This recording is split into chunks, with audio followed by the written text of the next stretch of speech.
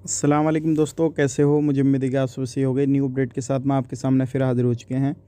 Kuwait में रहते हैं, कुवैत की ख़बरों से हमेशा के लिए अपडेट रहना चाहते हैं। वीडियो को देखते रहिए, काफ़ी ज़्यादा बड़ी और इम्पोर्टेंट वीडियो आपके लिए होने वाली है।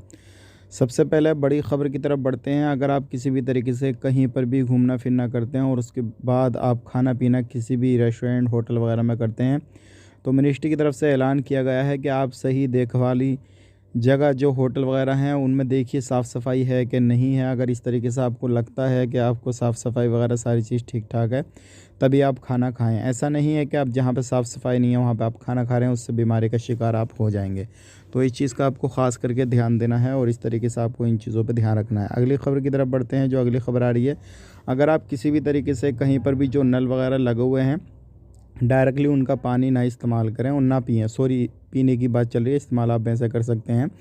पीने की यहाँ पे बात चल रही है कि आप सिर्फ़ और सिर्फ़ बिसलरी या फिर आप जो वो फ़िल्टर पानी होता है वही पिएँ, क्योंकि वो भी एक आपके लिए जो है हो सकता है उससे भी आपको कुछ वायरस वग़ैरह या किसी भी तरीके से अलग कुछ बीमारी वग़ैरह जो है वो हो जाए। इन चीज़ों का ध्यान रखना आपको काफ़ी ज़्यादा ज़रूरी है इस टाइम पे।